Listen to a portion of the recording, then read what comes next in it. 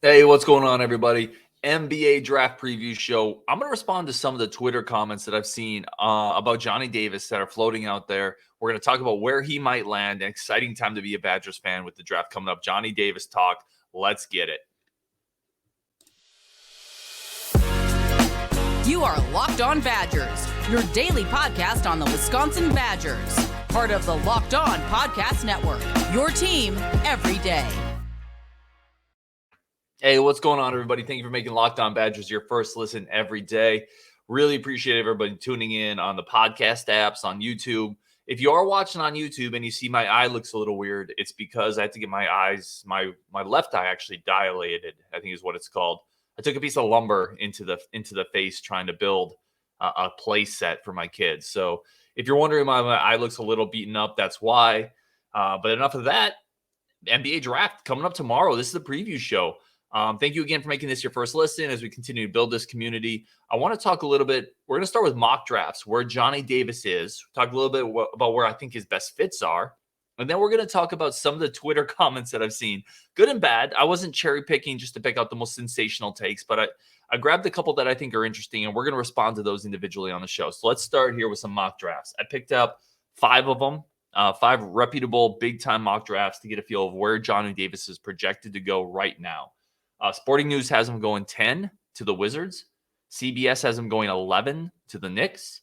Hollinger has him going 11 to the Knicks. We'll get more into John Hollinger later, writing for The Athletic, by the way. USA Today's got him going 9 to San Antonio. I think that's a great fit. And NBA.com has him going 10 to the Wiz. And I've seen other mock drafts. Basically, the range for Johnny Davis is a high watermark of like 7-ish and a low watermark of like 14-ish. And most mock drafts kind of split that. They put him at 9, 10, 11, somewhere in there. The Wizards and the Knicks are the two teams that see most likely tied to him. I want to talk about the Knicks fit for a second. You know, that team with Barrett, Obi Toppin, a couple other pieces really needs another guard. They need a point guard primarily, but that's a place where, Davis could go into right away, provide a ton of value, take the defensive efforts off of Barrett, provide that second or third score. And the New York market, I would love to see Johnny Davis in a big-time real market, right? New York would be phenomenal. I think he'd be great with the Knicks, just from the New York market itself. And he's a dude who gives a crap. We've talked about Johnny Davis. I think he could blow up. Meanwhile, like the Washington Wizards market, Bradley Beal's on that team. There's been talk of him not coming back or coming back. That just feels like a team players go to die. The Wizards, Charlotte's another one. I really hope Johnny Davis lands in a spot. And listen, I'm not saying that the Knicks have been a paradigm of player development, right, over the last decade, but at least the market is enormous. The brand is great. I would love to see Johnny Davis with the Knicks. The Spurs have been mocked. The Spurs with Keldon Johnson, a couple other pieces there. Yeah, they have a lot of young talents, a great system, a great culture, a great basketball town. That's another place I would love to see Johnny Davis go. Just not the Wizards. Please, not a team that is mired in the combination of NBA mediocrity and NBA nobody gives a crap-ocracy, right? Like, at least the Knicks, people care. Being a Knick matters. It's one of the flagship anchor pole franchises, not just in the NBA, in all of sports. And Johnny Davis going to the Knicks would be awesome because it would, you get to play at MSG. You get to play for that iconic team. I would love to see that. So that's kind of the mock draft mix of where Johnny Davis is expected to fall. Honestly, I've said this before, and we all have biases, right? I'm a Johnny Davis guy. I'm a Wisconsin guy. But I've said it before, wherever he gets drafted, he's going to outplay that spot. If this is his range, 8, 9, 10, 11, 12, 13, Johnny Davis, I'm telling you right now, is going to outplay that spot because his skill set is so secure. He gets better. He's going to put the work in the gym. We all know that. He's an intangible dude. He's a total dog. He's a two-way player. He checks so many boxes that the NBA tends to ignore because they're always looking for the unicorn. They're always looking for the superstar. They're always looking for the European that can Euro step from the three-point line and bang a three. And they're going to take lottery chances on guys. And most of those scratch-offs fail. And Johnny Davis is going to outperform almost all of them. Straight up. He's a stud. I think he's going to be great. I have a couple of his rookie cards already, autographed rookie cards. I'm really excited to see where this goes. Let's get into some of the Twitter comments. I want to bring this over. I'm going to read off my little notepad here. This is from, and all these Twitter accounts, are guys that have other NBA content. It's not just like a one-off guy. It's not a hater. This is from a Twitter account called @DraftDummies. Quote, seems like a lot of people think Johnny Davis is the most quote-unquote boring lottery prospect. I personally disagree. And in my opinion, some of that perspective is likely due to having played at Wisconsin and having a boring generic name. So listen, I wanted to talk about this one because I agree. People are talking about Johnny Davis as kind of a boring prospect. And I do think some of that comes from the stigma of playing at Wisconsin, a program that even though Wisconsin basketball played a little more up-tempo this year, it's still a program that doesn't get up and down. It's still a program that runs a lot of time off the clock. It's not flashy, and they didn't have a lot of talent around Johnny Davis from an offensive skill position standpoint. So Davis had to create a lot of tough shots. It resulted in a lot of late shot clock stuff, So yeah, I think people think that he's a boring player, a boring prospect, not a lot of hype, kind of an average athlete. And I think a lot of that comes from bad takes, bad context. And I think people are gonna, I don't want to say regret, obviously. That's the wrong term. Because no player, Johnny Davis includes a sure thing. But I think people are gonna look back at Johnny Davis and say, yeah, he's better than we thought, and he's flashier than we thought, and he's more athletic than we thought, and we gave him credit for. At Spurs culture, this is a quote, Johnny Davis is a top 6 prospect in this draft. Yeah, agreed. Now, at Spurs culture, I agree with you, bro. At Global Scouting, G-Low Cal Scouting. Again, same thing. Johnny Davis is a top 6 prospect. Agree again. He's going to outplay a lot of dudes in this class because he's mature. He has X factors. He's an intangible laden guy. And he's also got a great offensive skill. The ability to create shots and hit buckets matters. It's the biggest skill in basketball. Late shot clock, scoring opportunities, creating shots against tough defense. It's the most desirable skill in basketball. And Davis has that. Like, Davis is going to be able to provide that, plus all of the other things he does. At T Metcalf 11, Johnny Davis was a dominant force this season. Few, if any, had the same level of responsibility and production. Stop making his evaluation overly complicated. He is the best two-way guard in this class. Yeah, I wanted to bring this one up. I saw this T Metcalf, and T Metcalf has some other really good tweets as well. It's true. Like, no other prospect that you're going to talk about in the lottery range carried the same burden of responsibility offensively and defensively as Johnny Davis this year, and also produced. People are making this too complicated. As T Metcalf says, it's not that complicated. Johnny Davis is the best two-way guard in this draft class, period. Done. That's it. Jaden Ivey is a better offensive athlete. He has more upside, and I love Jaden Ivey. He's not the two-way guard that Johnny Davis is. So, no, I agree with T Metcalf there. Another one here, Eric Sal _7. Quote, Johnny Davis is one of the few prospects outside the top 4 that has real star potential. He can impact both ends of the floor. I'm also not as worried about his shooting, as he shot 39% in catch and shoot threes and 80% from the line. He has touch that typically translates. Again, agree. So what we're talking about here is a lot. Johnny Davis, and this is a rightful concern, right? This is a prudent concern. He did not shoot a great 3-point percentage, but his catch and shoot threes, i.e. the type of shots you're going to get more in the NBA as the ball swings around, he shot 39% on catch and shoot threes. That's a big deal.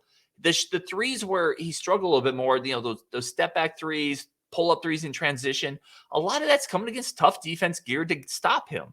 The fact that he shot 39% from catch and shoot threes, the fact that he's shooting 80% from the line, the fact that he can go in the paint and hit floaters either hand, he has great touch. Again, I'm totally sold on Johnny Davis. I acknowledge I have a bias there, but I enjoy seeing some of these takes on Twitter that kind of agree with where I'm at, some smart takes. I would call them smart takes.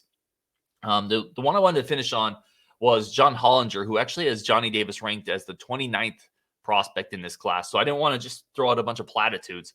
Hollinger essentially says, I don't think he's quick enough to guard. I'm concerned about his ability to shoot, and he's just not as high on him. So that's the flip side of it.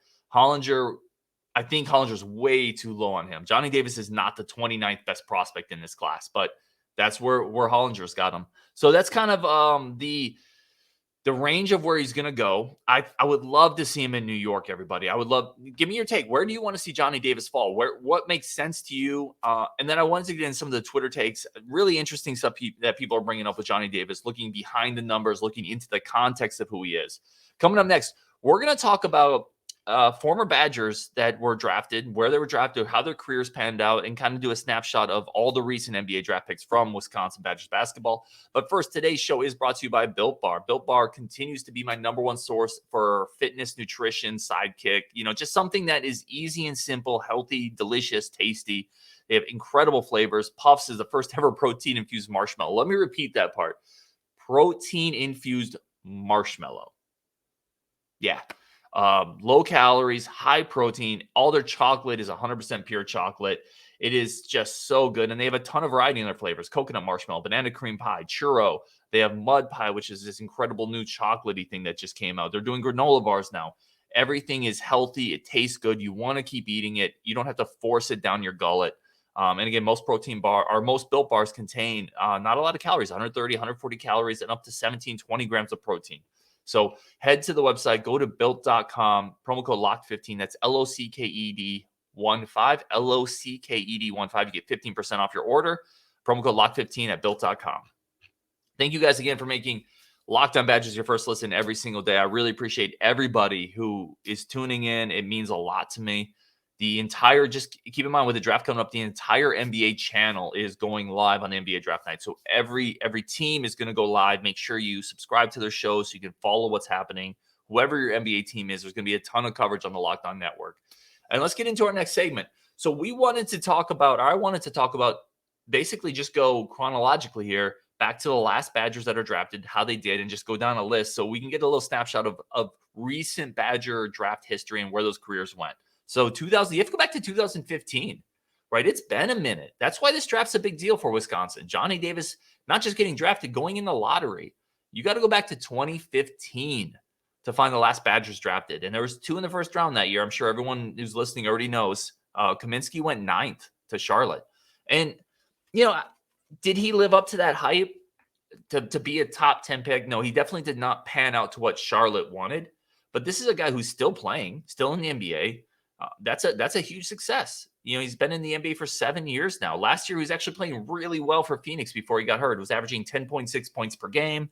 He's carved himself into a role as a stretch 5 coming off the bench. And if you can be in the NBA 7 years after you were drafted, I don't care where you've been picked, and unless you're like the top 1, 2, or 3 type guy. If you're picked 9th and you have a 7-year career, you've already beaten the odds. You're a success. 2015 also had Decker. Decker was drafted, Sam Decker, 18th to Houston. It never really worked for Sam. Some of that was a back injury he had. He could never, he struggled with that a lot. I can't imagine the difficulty of playing an NBA 3 with a back injury. That's just got to sap all your mobility, a lot of your play strength, your verticality. But he's also a guy, Decker, and we know this as Wisconsin fans. He could bang shots. He was a 3-and-D wing who could also get into the paint, and he just never shot well in the NBA. And I don't know why. I don't know if it was pressure, if it was a mental thing, if it was the back injury. Frankly, it was probably all of it, if we're being honest. But he's a guy who shot 29% over his career from 3. And if you're going to play that wing in the NBA, you have to shoot better than that unless you are just a transcendent guy. Like, unless you are like a Giannis, unless you are like just this incredible athlete that can bowl your way to the rim, you got to be able to shoot. And 29% doesn't cut it. So then that's your 2015. Then you have to go 4 years prior, right? You got Jon Leuer. So Jon Leuer was the 40th pick in the 2011 draft, went to Milwaukee. This is a guy, this is a big-time success story in the NBA. Leuer played 7 seasons. He ended up starting 80 games.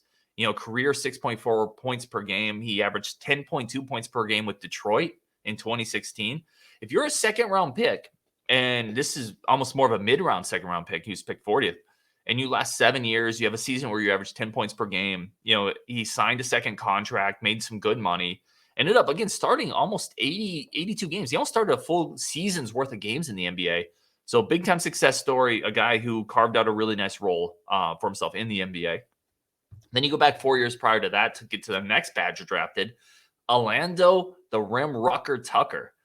Drafted 27th overall, so a late first round pick, went to Phoenix. Tucker's an interesting name, right? With Badgers basketball now, because everybody who follows the program kind of understands what happened with Tucker. If you believe any of the reporting and any of the smoke, which I think there's enough there to kind of understand what happened, he kind of tried to make a power play when he was the assistant coach, and I think he created a lot of division on that team from 2 seasons ago that underperformed dramatically. Quite frankly, it sounded like he tried to kind of isolate players. But if we're just talking about Orlando Tucker, the player, that was a first-round pick. Now, he never figured it out in the NBA, much like Decker. He never shot it that well. I think 28%. Of course, he wasn't really the shooter going out. He averaged 4.1 points per game over the course of his career, 3 seasons. I think at the NBA level, he just was too much of a tweener. You can't play that kind of 3 that in the NBA level that he wants to play, or that he wanted to play at his size. So Tucker lasted 3 seasons, not a very impactful career. Going back to 2004, we get to the next Badger that was drafted, and this guy was a stud. Devin Harris, 5th overall pick, Washington Wizards. Devin Harris is one of the more unheralded scorers in recent NBA memory, right? People don't realize he had, I have it over here. He had 10 seasons where he averaged more than 10 points per game. He scored 21 points per game in one season. He was an NBA All-Star, right? He played 14 seasons, played till he was 35. Just really not great elite career, but a really good career. And a guy who stuck in the NBA for a decade and a half and made an All-Star appearance. So certainly one of the most successful Wisconsin Badgers to make the leap into the NBA. There's one other guy on this list that I think you could throw up there as well. But Devin Harris was a great Badger, top 5 pick, and a great successful NBA career. Going back before that, in 1997, we're getting into the 90s. And by the way, when you go through this list and you notice between every guy, there's like a 4-year gap, a 5-year gap. There's just not a lot of NBA presence from Badger basketball. It's something, again, that's nice for Johnny Davis. Maybe we get that pipeline moving a little bit. Wisconsin has to put a couple guys in the league because you can sell that to recruits. It matters. It's not the only thing that matters. Clearly, it's not the only thing that matters. Wisconsin's been incredibly successful without doing it, but it gets easier if you can point to it, right? So you go from Devin Harrison in 2004 to 1997, Paul Grant. And Paul Grant's a name I don't even think many Badger fans really know a lot about. I don't even know a lot about him. There's a little bit before my time when I really followed the program. He was a Boston College transfer, played his senior season at Wisconsin, picked 20th overall with the T-Wolves, and he played for a few years in the league, never had much of an impact, but he was a first-round pick, which is incredibly, that's awesome. And then we get to the guy before him, and this is where we're going to end this segment because I think this player is a great way to bookend it, right? Michael Finley, 21st pick in the 95 draft, went to Phoenix, similar to, by the way, randomly, Phoenix has like a shared thread with just about all these Wisconsin guys, right? Kaminsky was with Phoenix last year. Jon Leuer got with Phoenix. Orlando Tucker was a first-round pick of Phoenix. Michael Finley started his career in Phoenix. So it's a very weird little trend that just caught my eye. So Finley, 2-time All-Star, career 15.7 points per game, played until he was 36. He had 5 seasons with over 20 points per game. 5 seasons with over 20 per game. Again, multiple All-Stars. And over the course of he played till he was 36. So that's a long career. And you always see careers taper off towards the end. And even then, he averaged, for his career, 15.7 points per game. Great shooter, great slasher. Really, really good player, winning player, was involved on a lot of really good teams. So that's kind of the recent draft history for the Badgers and how they've done in the NBA. A couple success stories and a couple guys who fell short of expectations. So we're going to obviously follow along with Johnny Davis and see where he goes. So next, we're going to get into this year's Wisconsin squad. Looking forward, are there any NBA dudes looking at this roster that we think, in a year, 2 years, 3 years, has a legitimate chance to be a lottery pick, to be a first-round pick? That's where we're going to go next on Locked On Badgers. But first, today's show is brought to you by the following sponsors. Thank you guys so much for making Locked On Badgers your first listen every single day. Can't tell you how much I appreciate it as we build this community. We're going to get big time into, or maybe not big time, but we're definitely going to have a draft recap show. That'll go up. We'll talk about where Johnny Davis is, where he landed. And I also want to point out Wisconsin football today picked up a big commit from Jace Arnold, a 4-star, high 3, low 4-star corner, depending on where you see him. We're not going to get into that much today just because the draft is tomorrow. We want to really focus on Johnny Davis. But that's a big commit, and we're definitely going to break that down as well in an upcoming show. For the last segment today, everybody, I wanted to talk about looking at the current Badger roster. Is there anybody who I think projects as an NBA first-round draft pick, maybe even a lottery pick? And let's just go through it. Chucky Hepburn. Let's start kind of at the top with the top couple players. So Chucky Hepburn. I don't think so, guys. I really don't think Chucky Hepburn is an NBA guy. And I love Chucky Hepburn. I adore his game. When he committed on my previous podcast that I was on, the BuckyCast, I was like, this guy is so good. I love this commit. But part of the reason I love the commit is he fits into that sweet spot of Wisconsin basketball, of college basketball, where he's a really good player, but he's not quite bouncy enough, not quite athletic enough for the NBA to say, we need you right now, jump early. So I don't think Hepburn has the length, the athleticism necessarily to make that jump to the NBA right away. So I don't think Hepburn's that guy. Tyler Wall can't shoot. That's it right there, right? Like here's the thing. You can sum that up with 2 words. Can't shoot. I love Tyler Wall. Again, though, you can't. We talked about this with Decker and why he didn't succeed in the NBA. You can't be a wing who can't shoot unless you're Giannis, right? Unless you're some just ridiculous force of nature. You can't be a wing that can't shoot. You can't be a role player wing that can't shoot. We've seen it with Ethan Happ. Ethan Happ was a tremendous basketball player, couldn't shoot. So no, Wall's not the guy. So who else is on the roster? Steven Crowell? Maybe. I don't think so. Like the consistency wasn't there. He's not a great athlete. Didn't shoot it really, really well. So I don't think Crowell would fit into this. And then who else is on the roster that you would, maybe a guy like Marcus Ilver, and that's a guy who, we haven't seen, but he is kind of that forward with athleticism who, at least as a recruit coming in, showed the potential to be that shooter. So I think if you're projecting out and you anticipate a lot of growth, that's a guy who you could earmark as this guy, at least put him into the possibility jar, the possibility crock pot, right? We'll call it the possibility crock pot. And in 3 years, we're going to take the lid off the crock pot and see what's there.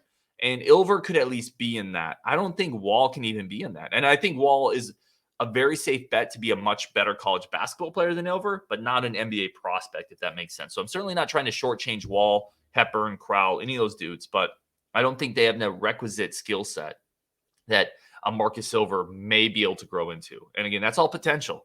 And potential often doesn't realize itself. We all know that. So who else? Jacoby Neath. I think that's a pretty obvious no. Now, again, not to say he can't be a good player.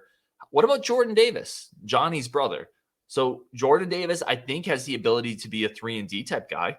Those are valuable in the NBA. We've seen 3-and-D guys go late first. A Mikal Bridges, or late lottery. I mean, a Mikal Bridges, a Devin Vassell, for example. Maybe he could develop into that type of player. I don't think that's outside the realm of possibility. We need to see a lot more, though. He's really struggled shooting the ball, but I think defensively and through shooting, he is a potential path because he has enough length. What about, I'm just looking at my list. I don't think there's really anybody else you can really point to. Now, if we want to get into recruits coming in, Connor Esigian, if you can shoot, and you have enough size, you always have a chance at the NBA. We'll have to see.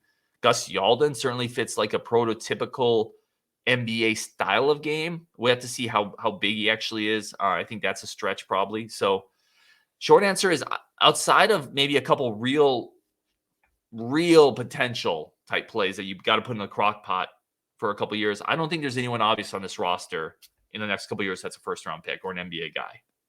Doesn't mean they can't be a great college player, though. So I want to make that distinction. You can be great college players and great college teams without that NBA pedigree, and vice versa. There's guys who do nothing, almost nothing at the college level, and they become first-round picks just based on that crock pot potential. So, yeah, I think that's the show today, guys. I'm really excited. to watch the draft tomorrow, to see where Johnny Davis goes. We're going to chop all of that up when we're done. When you're done listening here, definitely go check out the Ultimate NBA Mock Draft, Locked On NBA Big Board. There's a ton of draft content on Locked On. Thank you guys so much for listening to the show. Really continually appreciate all the support, all the likes, all the listens, all the reviews. And if you disagree with me, let me know. I love that discourse too. Sports are here for discourse. They're made for it. Respectful disagreements and discussions make us all sharper, all better. Really, really appreciate it, everybody. I got a bunch of good guests coming up down the pike. Really, the next couple days, I have some really strong, fun guests lined up. I think you guys are going to really enjoy it. I hope everyone enjoys the draft, and we'll talk again soon.